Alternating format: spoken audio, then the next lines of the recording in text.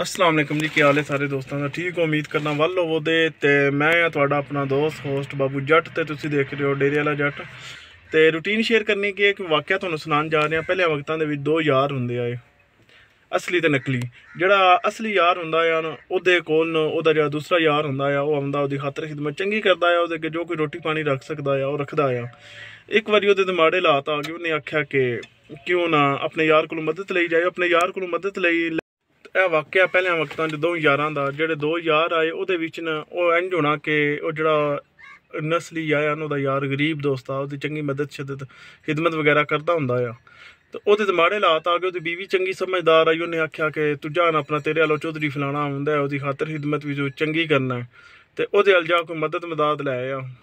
ਉਹਨਾਂ ਆਖਿਆ ਗੱਲ ਹੀ ਕੋਈ ਨਹੀਂ, ਕਰਮ ਵਾਲੀ मैं सुबह टुर जाना है। जिस टाइम सुबह गया ਵੱਡੇ ਵੇਲੇ ਉੱਠਿਆ ਨਾ, ਤੇ ਵੱਡੇ ਵੇਲੇ ਉੱਠ ਕੇ ਤੇ ਜਿਸ ਟਾਈਮ ਗਿਆ ਉਹਦੇ ਉਹਨਾਂ ਦੇ ਪਿੰਡ ਹੀ ਅਜੇ ਵੜਦਾ ਪਿਆ ਸੀ। ਤੇ ਉਹਨੇ ਅੱਗੇ ਜਾਤਕਾਂ ਨੂੰ ਖਲਾ ਕੀਤਾ। ਉਹਨੇ ਆਖਿਆ ਕਿ ਜੋ ਬੰਦਾ ਕੋਲ ਆਉਂਦਾ ਗਿਆ ਨਾ, ਤੁਸੀਂ ਆਖਣਾ ਸਾਡੀ ਘੋੜੀ ਲੱਭ ਗਈ, ਸਾਡੀ ਘੋੜੀ ਲੱਭ ਗਈ।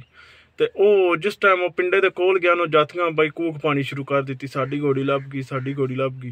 ਉਹ ਬੰਦਾ ਬੜਾ ਪਰੇਸ਼ਾਨ ਹੋਇਆ, ਘੋੜੀ ਮੇਰੀ ਆਪਣੀ ਹੈ ਤੇ ਕਿਵੇਂ ਵਿਆਹ ਦੇਣ ਕਿ ਘੋੜੀ ਸਾਡੀ ਹੈ। ਤੇ ਇਚਨਾ ਨੂੰ ਵੇਖਦਾ ਕਿ ਉਹ ਪਿੱਛੇ ਚੌਧਰੀ ਆਇਆ, ਉਹਨੇ ਆ ਕੇ ਡੰਡਾ ਛੰਡਾ ਖੁੰਡਾ ਖੜਕਾਇਆ, ਆਵੇਂ ਉਹਨੇ ਨਿੱਕਿਆਂ ਨੂੰ ਦੂਰ ਭਜਾਇਆ, ਮੇਰਾ ਯਾਰ ਪਿੱਛੇ ਹਟ ਜਾਓ। ਤੇ ਉਹ ਪੋਲਾ ਫੇਰ ਪੇ ਆਖਣ ਕਿ ਘੋੜੀ ਸਾਡੀ ਹੈ, ਘੋੜੀ ਸਾਡੀ ਹੈ। ਤੇ ਉਹਨੇ ਆਖਿਆ ਗੱਲ ਇੰਝ ਕਿ ਤੂੰ ਇੰਝ ਕਰ, ਇੱਥੋਂ ਨਿਕਲ ਜਾ, ਘੋੜੀ ਇਹਨਾਂ ਦੀ ਗਮਾਚੀ ਹੈ, ਸਗਮੀ ਉਹਦੇ ਨਾਲੇ ਦੀ ਹੈ, ਮੈਨੂੰ ਵੀ ਲੱਗਦਾ ਉਹਨਾਂ ਦੀ ਹੈ। ਤੇ ਐ ਨਾ ਹੋਵੇ ਕੋਈ ਤੇਰੀ ਘੋੜੀ ਵੀ ਜਾਂਦੀ ਰਹੇ, ਤੂੰ ਇੱਥੋਂ ਪਿੱਛੋਂ ਨਹੀਂ ਵੇਖਣਾ, ਨਿਕਲ ਜਾ। ਉਹਨੇ ਆਖਿਆ ਠੀਕ ਹੈ।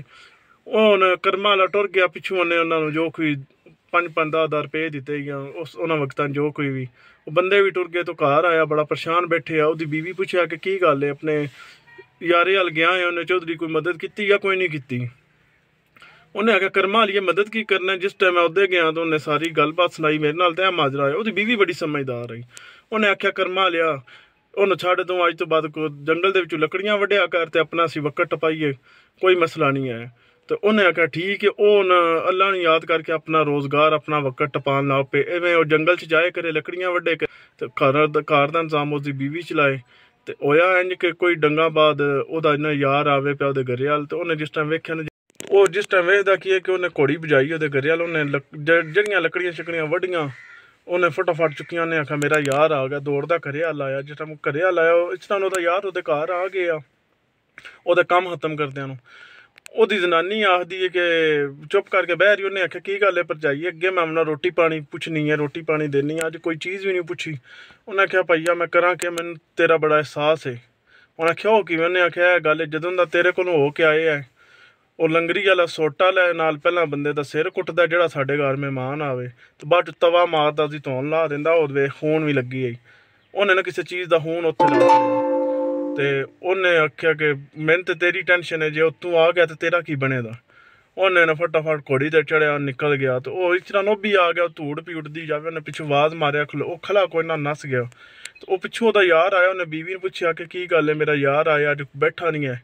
ਉਹਨੇ ਆਖਿਆ ਤੇਰਾ ਯਾਰ ਆਂਦਾ ਸਾਡੇ ਘਰ ਲੰਗਰੀ ਵਾਲਾ ਸੋਟਾ ਵੀ ਕੋਈ ਨਹੀਂ ਤੇ ਤਵਾ ਵੀ ਕੋਈ ਨਹੀਂ, ਇਹਨਾਂ ਦੋਵਾਂ ਚੀਜ਼ਾਂ ਦੀ ਲੋੜ ਹੈ। ਮੇਰੇ ਯਾਰੇ ਨਾ ਸ਼ਾਮਾਂ ਤੱਕ ਪਹੁੰਚਾਏ ਨਾ, ਮੈਨੂੰ ਮਗਰੇ ਫੜਾ। ਤੇ ਜੇ ਮੈਂ ਨਾ ਖਲਾਇਆ ਤੇ ਫਿਰ ਸਮਝੀ ਮੇਰਾ ਕੰਮ ਹੋ ਗਿਆ ਕਿ ਨਹੀਂ, ਤੇ ਮੈਂ ਟੁਰ ਜਾਂਦਾ। ਉਹਨੇ ਆਖਿਆ ਠੀਕ ਹੈ। ਉਹਨੇ ਪਿੱਛੋਂ ਘੋੜੀ ਭਜਾ ਲਈ, ਇੱਕ ਹੱਥੇ ਤਵਾ ਤੇ ਇੱਕ ਹੱਥੇ 'ਚ ਲੰਗਰੀ ਵਾਲਾ ਸੋਟਾ। ਉਹ ਘੋੜੀ ਤੇ ਦੌੜਦਾ ਜਾਏ, ਪਿੱਛੋਂ ਆਵਾਜ਼ ਮਾਰਿਆ ਉਹਨੇ ਦੋਵੇਂ ਹੱਥਾਂ ਨਾਲ, ਇੱਕ ਹੱਥੇ ਤਵਾ ਤੇ ਇੱਕ ਹੱਥੇ 'ਚ ਲੰਗਰੀ ਵਾਲਾ ਸੋਟਾ। ਉਹਨੇ ਆਖਿਆ ਉਹ ਖਾ ਲੋ, ਲੈ ਜਾ। ਉਹਨੇ ਆਖਿਆ ਲੈ ਬਾਈ ਅੱਜ ਮੇਰੀ ਹੈ ਨਹੀਂ, ਮੇਰਾ ਸਿਰ ਵੀ ਗਿਆ। ਤੇ ਉਹਨੇ ਘੋੜੀ ਕੋ ਨਾ ਖਿਲਾਈ ਤੇ ਉਹ ਵਾਪਸ ਆ ਗਿਆ। ਵਾਪਸ ਆ ਕੇ ਆਪਣੀ ਸਾਰਾ ਮਾਜਰਾ ਉਹਨੇ ਬੀਵੀ ਨੂੰ ਸੁਣਾਇਆ। ਬੀਵੀ ਉਹਦੀ ਆਖਿਆ ਕਰਮਾ ਲਿਆ ਐਵੇਂ ਦੀ ਗੱਲ ਕੋਈ ਨਹੀਂ ਹੈ, ਸਾਰੀ ਗੱਲ ਮੈਂ ਆਪਣੇ ਕੋਲੋਂ ਬਣਾਈ ਹੈ, ਇਹ ਜਿਹਾ ਵਾਕਿਆ ਹੋਇਆ ਮੈਂ ਉਹਨੂੰ ਸਮਝਾਇਆ। ਉਹਨੇ ਆਖਿਆ ਜਾ ਤੂੰ ਫਲਾਣੀਆਂ ਟਿੰਗੀਆਂ ਹੈਗੇ ਕਿਤੇ ਮੇਰਾ ਯਾਰ ਰਸਾ ਸੜੇ। ਉਹਨੇ ਆਖਿਆ ਮੈਂ ਤੇਰਾ ਯਾਰ ਰਸਾਇਆ ਨਹੀਂ ਹੈ, ਮੈਂ ਤੈਨੂੰ ਉਹਦੀ ਅਸਲੀਅਤ ਦੱਸੀ ਹੈ, ਉਹਦੀ ਨਸਲ ਦੱਸੀ ਹੈ। ਤੇ ਉਹਨੇ ਵੀ ਐਵੇਂ ਹੀ ਗੱਲ ਬਣਾ ਕੇ ਤੈਨੂੰ ਜੇ ਘੋੜੀ ਦਾ ਇਲਜ਼ਾਮ ਲਾਇਆ ਤੇ ਆਪਣੇ ਪਿੰਡੋਂ ਨਸਾਇਆ ਆਸ। ਡੇਰੇ ਵਾਲਾ ਜੱਟ। ਇਹਦਾ ਮਤਲਬ ਇਹ ਨਹੀਂ ਕਿ ਕੋਈ ਬੜਾ ਡੇਰੇਦਾਰ ਆ ਮੈਂ ਜਾਂ ਬੜਾ ਕਿਸ ਉਸ ਤਰ੍ਹਾਂ ਦੀ ਗੱਲ ਹੈ। ਇਹ ਬਸ ਇੱਕ ਇੰਟਰਟੇਨ ਵਾਸਤੇ ਨਾ ਹੈ, ਇੱਕ ਦੇਸੀ ਜਿਹਾ ਨਾਮ ਮੈਂ ਸੋਚਿਆ ਤਾਂ ਵਾਸਤੇ ਆਪਣੇ ਚੈਨਲ ਦਾ ਨਾਂ ਰੱਖਿਆ। ਬਾਕੀ ਲਵ ਯੂ ਹੋ ਗਿਆ ਸਾਰੇ ਭਰਾਵਾਂ ਨੂੰ। ਚੈਨਲ ਨੂੰ ਜ਼ਰੂਰ ਸਬਸਕ੍ਰਾਈਬ ਕਰਿਓ ਤੇ ਬੈਲ ਆਈਕਨ ਨੂੰ ਪ੍ਰੈਸ ਕਰਿਓ ਤੇ ਸਾਡੇ ਨਾਲ ਜੁੜੇ ਰਹੀਓ। ਅੱਲਾ ਹਾਫਿਜ਼।